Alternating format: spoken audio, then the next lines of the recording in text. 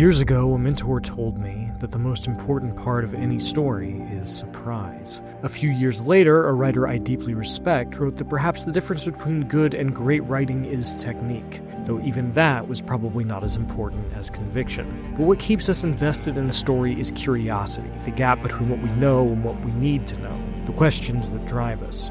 Combine all three, and you tend to create something special. Each and every one of us has played a game that grabbed us from the jump, that connected with us in some unexpected way, a game that surprised us, whose belief in itself was obvious from the first frame, that made us want to explore.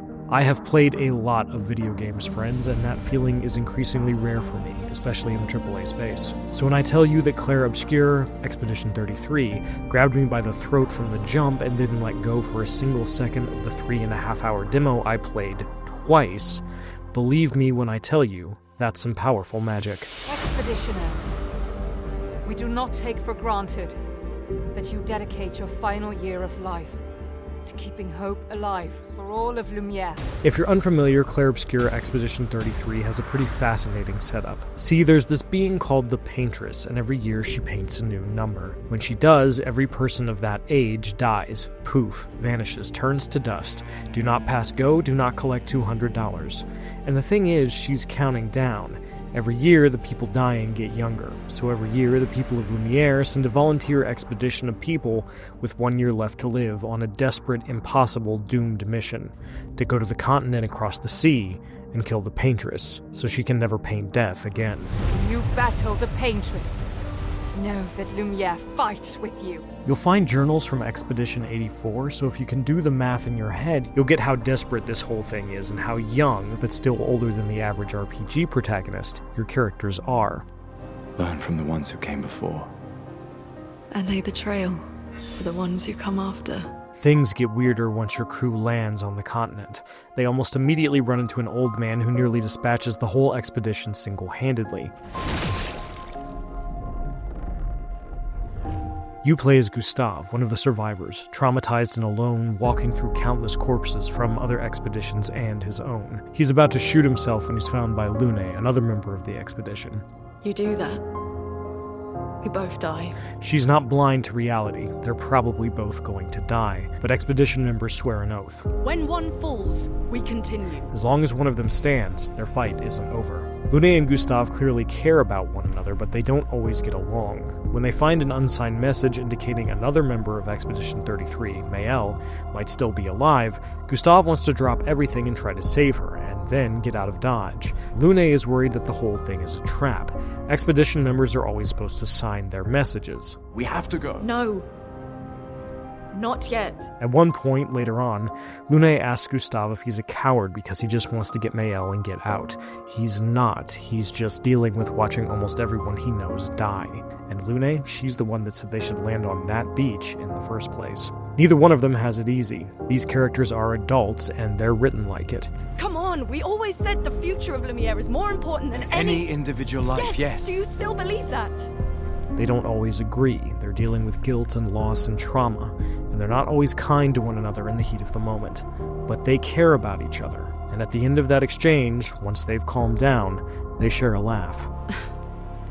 The mission. Really?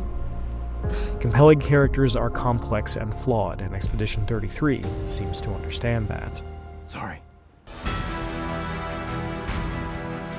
Even if they weren't, Expedition 33 could probably skate by on the world. My demo was fairly linear. There were branching paths with hidden grapple points, platforming, goodies, and secrets to find, and tough optional bosses to take on, but this isn't an open world game, and it's better for it. Expedition 33 reminds me of Final Fantasy X. These environments may be linear, but they're gorgeous, whether you're standing atop a hill looking at the indigo tree, or both underwater and somehow not. Expedition 33 is a visual feast, and I stopped in every environment I entered to marvel at the beauty and composition on display. There's even a world map you traverse to get from place to place, like the RPGs of old. This will be useful. What really hooked me, however, was the combat. Clair Obscur may be turn-based, but it's not a DVD menu. There's a lot of depth here. Every character has a melee and ranged attack, the latter of which must be aimed manually. Melee attacks build AP, and ranged attacks spend it. You'll also need AP for skills, unique attacks that each character has in their arsenal. And on top of that, each character has a particular attribute. Gustav can use certain skills to build up stacks of overcharge, which he can spend to cash out for a devastating attack. Lune's spells grant elemental stains that can supercharge her other spells for additional effects and damage. And my favorite, Mael, you do rescue her. This isn't a spoiler, she's in Clair Obscur's trailers. Can switch between 3 different stances, offering buffs to attack, AP generation, and defense. Managing your AP, setting up a big combo, and planning ahead matters. Like FF10, the turn order is displayed on the left side of the screen, so you can plan every turn in advance, but strategy is only half the battle. The other half is moment-to-moment execution. You don't just choose an option and wait for a canned animation to play out. When an enemy attacks you, you can dodge, parry, or jump to avoid it. Dodging avoids attacks, while parrying nets you a potentially huge counterattack and awards AP, but has a tighter window. Sometimes the only way out is to jump over something. Sure, you can engage in the time-honored tradition of blocking with your face, but the harder fights are going to force you to engage with these defensive mechanics. And if you parry an attack that hits your whole squad, all of them strike back in a beautifully choreographed counterattack that never gets old. Early on, I ran into a very powerful enemy who could kill my characters in a single hit, but the thing was, he had to hit me. If I could parry him, I could win. It took me a couple tries on my first run.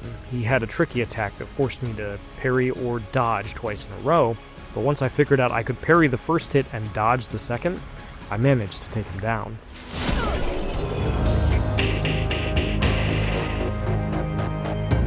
Then there's the back-end stuff called Pictos and Luminas. You can equip up to 3 Pictos to any character, which provides buffs, like shooting this enemy might light them on fire, or attacks do more damage, or killing an enemy grants more AP, as well as stat upgrades. Win enough battles with a Picto equipped, and you can have everyone else equip its effects, minus the stat bonuses. And this is where you can do some really degenerate stuff. Sure, Mael has a skill that puts her in Virtuo's stance, where she does 200% damage, if she uses it while an enemy is burning. Normally, you'd have to have somebody use another skill to set this up, but what if you gave Gustav and Lune a Lumina that means their ranged attacks are likely to set enemies on fire? Or maybe you equip a Picto that cranks up your base attack damage, or that awards more AP for nailing a parry, allowing you to stay on the offensive longer than you'd normally be able to. Then you're cooking with gas. Combine all of that and battles offer a lot of interesting choices. If someone's low on health, do you spend an item or AP to bring them back up, or do you bet it all on dodging or parrying the next attack? How do you level up your characters? Who gets what skill as a Picto so they can stack the right stats and they don't have to spend Lumina points to get that effect? And on it goes.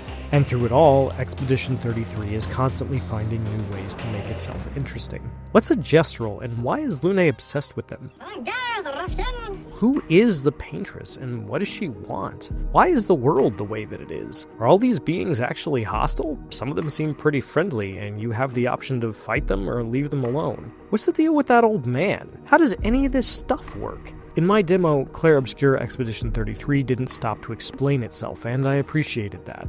It trusted me to figure things out, and I was more invested in what was going on as a result. Most importantly, I could never predict what would happen next.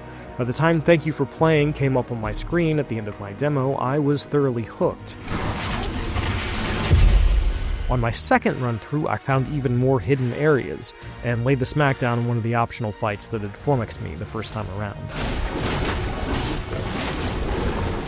When my time with Clair Obscur Expedition 33 was up, I wasn't ready to stop. I wanted to fight more battles, learn more about the world, and spend more time with these characters. Sandfall Interactive is a new studio, but you'd never know this was their first game from playing it. Surprise, conviction, curiosity. Clair Obscur Expedition 33 nails all 3. It had my interest before I played it. Now it has my undivided attention. If Sandfall can stick the landing, they'll have put together something remarkable. For more, check out our recent previews of Jump Ship and Neighbors: Suburban Warfare. And for everything else in gaming, keep it here at IGN.